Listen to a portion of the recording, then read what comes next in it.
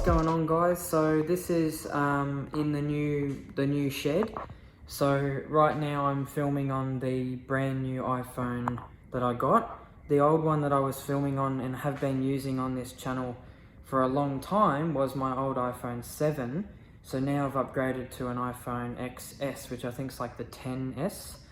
It's really confusing, but it's still not the latest phone, but I'm like loving it. Anyway, so we're on the new phone today and we're in the new place. So this is the new shed. So these are the cars. So we've got the non-turbo and we've got the twin turbo, and then I've got the table down the back which has got all the parts for the build, and it's just really nice to have a good solid space like this to lay out all the gear for the whole conversion process. Yeah, I guess we'll pick up where we left off when we moved house now that I've got this set up, and I'm now going to continue finishing this rebuild. I'm sorry it's so long, but hopefully you're enjoying it so far. So let's kick into it and we'll start cleaning it up a little bit. So tomorrow the fuel injectors are getting resealed and the jets are getting cleaned out, and they're going to replace the mesh panel little inserts in there as well, and it's going to be really good. Also got all the lights set up in the shed, so there wasn't power to the shed, so I had to route power from the house and then remove the lights and get new lights for them. And I've got all my workshop stuff set up, so I guess I'll just give you a really quick little tour and then we'll get back into the rebuild process. So that's the front of the shed. The doors are opening up there, and we've just got this little bin here. Those are some old brakes for the Forester. Yeah, we've got like that side door and two big doors, and then there is a window behind the tires. So yeah, I've got all my gear here. I've got the Jack and Jack stands, my rag bin. The side skirts are hanging up there, as well as the exhausts and old roof racks. Yeah, rooftop tent, camping gear. Those are my old suspension struts, which are going back in that. Coilovers in that are going into this. The bucket seats out of the Celica, the wood chest, 2 sets of tyres, my Ryobi stuff. I've got this power board here where I've got my lights on an individual switch. Phone charger, got my red trolley. I really want a Mighty Mod shop flag. Now that I've got a legit shop, I want an actual Mighty Mod shop flag. So yeah, then this table here's got all the gear. The bike on the wall. I bought my ramps from the old place over. Mounted a fire extinguisher on the wall. Good old Dan from that towing company that he runs on his own. He did a really good job. So if you guys want Gold Coast, Logan, Sunny Coast sort of area, he'll hook you up. I'll put his details in the video now. Just his business card. Just give him a ring. He'll quote you up on. He'll ask you, is it running or is it rolling? But he's not like RSCQ or the tow companies. He specializes in moving delicate project cars, and he's moved shells and all sorts of stuff from really difficult positions. So as long as your car is sort of prepared to be towed, then this is easy as. So when I bought the B4, Levi, the guy I bought it from, really cool dude, he ended up buying the eBay silicon version, which is not cheap. It's not cheap, but this is what it is. It's split into 2 pieces, and the way that you're supposed to join is just with a big hose clamp. Very sketchy. But actually, a lot of this stuff doesn't actually line up. It would be a really good replacement because 1, it's silicon, and 2, the diameter is bigger, so you'd get a lot more dosing noise. By doing some of this research, they're so different from each other. This is what came out of the car, this old one here, and this is the brand new OEM one I got imported from Japan. Anyway, so if we break it down, literally like break it down, that's where it should be. So there should be a breather there. It was broken off, that's 1. 2, the back, the main support for the PCV crankcase breather, that's it there. And that's where it's, yeah, rip. And the other thing is, this has got just like the loom tuck for the wiring harness, whereas this doesn't. And you have to bend fuel lines for that to squeeze in underneath here, because it's got to run underneath all of these lines. So I'm just going to go with a standard OEM replacement.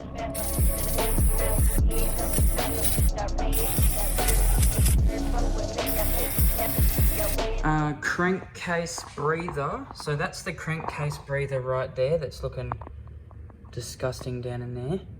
That's the crankcase breather, and it's basically like a F piece that comes off the top of that. And that's as clean as I could get it. I just want to take a minute to apologize for the quality of the audio. I am working on getting a nice setup, maybe my own camera, but I will be working on getting at least a nice quality microphone to use instead of using the stupid phone microphones. So I hope you just enjoy the rest of my video. Sorry about the audio. And just like that, that is the brand new assembled hose. Basically, this hose sits in here like this, sit in there like that. So that one there goes onto that turbo, this one goes onto that turbo, and then the F pipe goes from here up, across and down. That's that pipe there. Essentially, this is the crankcase here, and it goes onto the induct pipe and the manifold, and they work together. So that bottom one will go onto there like that, and then this top one will go straight in the back of the here, that there. So yeah, he's cleaned them up as best as he could. He spray tested them, and he said that this set is actually quite good. He said it's the really hard to get set of STI Pinks that spray at 800 cc's, which is really cool. I didn't think that they were that big. So you just get your injector. It doesn't matter which injector goes in which hole, as long as the rubbers are on correctly. And this is the orientation of it. The harness plugs in on the outside. So yeah, as long as you make sure that that top seal is like perfectly around, then that's fine. And it just basically sort of pushes up and clicks into the rail, and then it just sits in the groove in the bottom. And then you do that for all four, and then you leave them loose a little bit, put that top bolt in, and then you put your two base ones in, the 12mm ones in slowly. And as you're tightening those up slowly, you'll see it pull the rail down on top of the injector. So this is pressed in there. And underneath, you can see the injector sitting in there. There it is. So now that that's done, I also fixed the kink in this hose here. The hose was just too long, so I cut 1 inch off it and used that. So next, I am restoring these parts. So I've just got some silver paint here, just some really basic stuff. So this silver paint does a good job, and it's cheap, and I want to get rid of it. So these are the coolant lines that run along the top of the manifold, and they've come out looking absolutely brand new.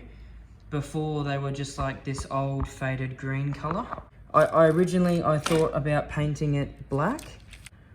I went against that and painted it this color because I think it makes it look very, very refreshing, like a very refreshing like manufacturing finish, and it looks really, really nice. So in terms of restoring it and making it look really clean, I think that's a really good color. Container for the coolant supply for the turbochargers, and I'm gonna clean the guts out of inside there.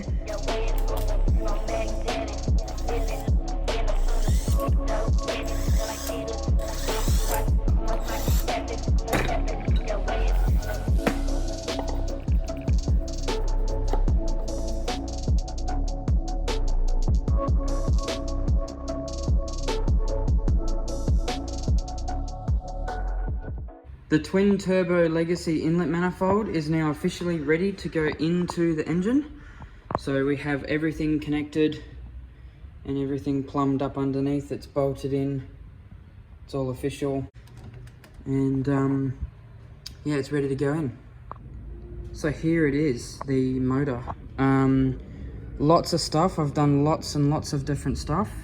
Today's mission started out with getting all the hoses on this side done. So I wanted to replace these fuel hoses, but I realized that I can always change them later if I want to, and they're in pretty good shape, and it was pretty seized. So I didn't want to create more work for myself, so I decided to leave them. And then there's this hose as well, which I've run out of, but I had the hose that I need. I can always change this later. It's just a brake vacuum hose, which this line here goes directly to the booster. And then this ground wire here, I put the intercooler bracket on after I changed all the silicone hoses, and I've replaced these, so they're in nice neat order. They sort of neatly go up along each other in order underneath, then they split off there, The one on the right just goes around here into a T, and that's job's just to connect the turbo to the diaphragm spring for that turbo. And then the other one on the left goes up to another joiner underneath this bracket and also hits another T, and that just tees off to the turbo duct pipe and back up to this T, which goes from the manifold getting the boost pressure to the blow-off valve on the intercooler. So super easy. And then I just routed some grounds. I relocated a ground wire here and relocated it there, so it's nice and tidy. Yeah, the injectors, I've decided to leave the protection covers for the injectors off. I did repaint them, but I decided to leave them off because I want to show off those injectors. And I also want the bay to look really neat. And I want as less amount of stuff in the bay as I can. I want it to be as minimal as possible. And that includes the turbo heat shields as well. I've taken them out, just frees up a lot of space to look at and work around. So that's this side, that's ready for the intercooler duct pipe. So I'm going to put that on now. But yeah, basically all the boost gauge wires and vacuum hoses are done. Idle air control valve vacuum bleed thing. You got the main supply vacuum, the throttle position sensor, the NOx sensors buried underneath the turbo duct pipe. The crankcase PCV breathers are on. Just some of these little loose, like this vacuum related relay. I don't know what that does, but it's the lines for that are replaced. Brand new oil vapor hoses on both sides. This one. So that just, you know, the breather for the valve covers. I just replaced that whole rubber hose, kept it basic. I did the exact same on the other side. And then the turbo vacuum lines on this side from this res box, I ended up replacing all of those with brand new silicone. The top half was already done, but the bottom half I've done. Yeah, so basically it's all done in here. The coolant feed line that just basically tees off to the other coolant for the other turbo goes down to this turbo. That's done. I'm going to leave that labeled as well. The F-pipe's in, bolted in neatly. So right now I'm going to just put the intercooler on after I clean it up a little bit, and then we're going to just sort of go from there, really. These are all the old rubbers. There was one of them was so hard to get off, I had to actually break it down on the T-piece that it was on. And these are the covers that I was talking about keeping off. If I want to put them on, I can always put them on later, but I'm going to keep them out of the bay. No one's going to know. They're not going to know. No one will never know. Alright guys, so now the intercooler is ready to go back in the car. So here we have the original intercooler, but what I've done is I've completely stripped it down. I hope that you can see it okay. I've completely stripped it down, so I've taken these two dumps off, cleaned them up, cleaned the inside of them up, taken those off, cleaned the inside of those. I took this diaphragm off here, and I cleaned the inside of that out. Cleaned out the inside of the intercooler fully with just some degreaser, and you know, I went through all the fins and everything, let it sit in the hot sun for a few hours, let it fully dry, and then I let it sit overnight as well, and there's no water in there at all. It's nice and dry. So yeah, that's pretty much ready to go back in the car. So these two are ready to go onto the turbos.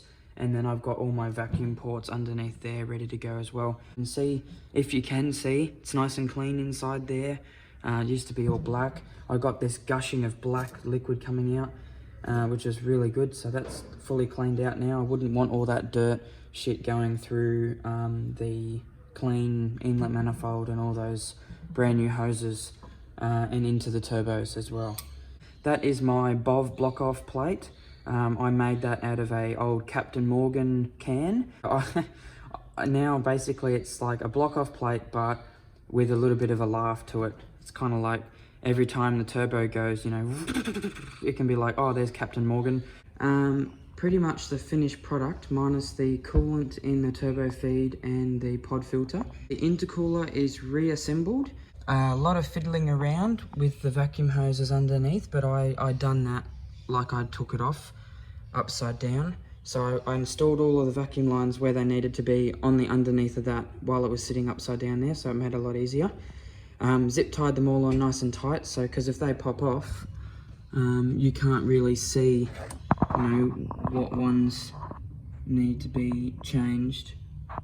So basically everything is all under there. It's sort of 2-stage.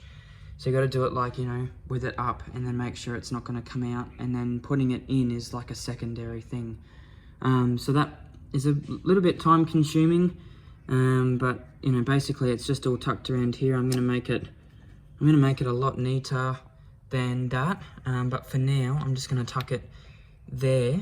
I need to make sure everything works before I go around and make it look really, really neat. But basically everything's in.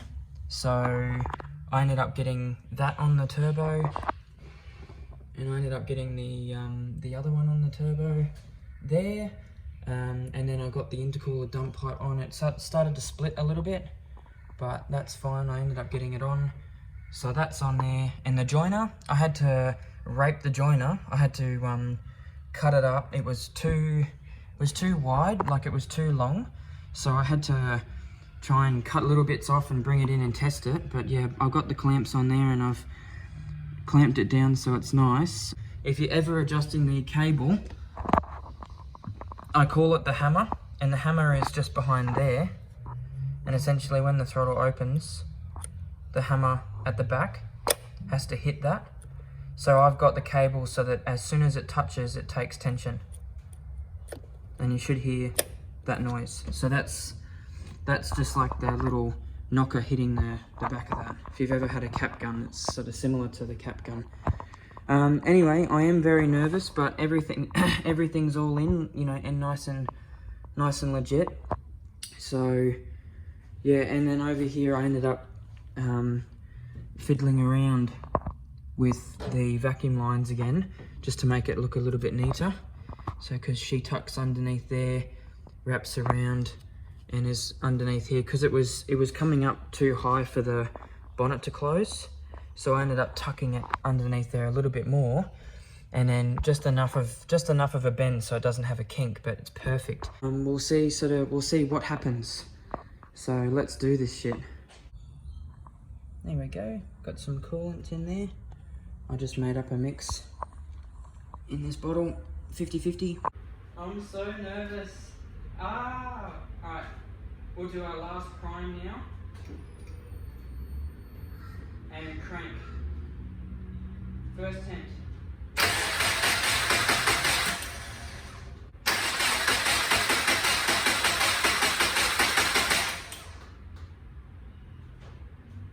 But I did some diagnosing on the fuel because it sounded like fuel. So I took off the supply and the return just in a bucket, and I just tested it just to see. And I actually rang my dad because he's really good with this sort of stuff. And yeah, he sort of helped me out a little bit on the phone in regards to, you know, different things to test.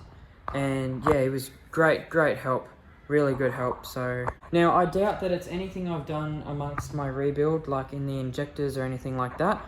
I would dare say that it's in the tank, because it's definitely like a fuel pressure related thing. And yeah, I'll need to assess what's going to happen. But basically there's no fuel gushing out of the supply, and it goes in and comes out the return, but there's no pressure. It cuts all fuel under cranking. So there's definitely an issue going on.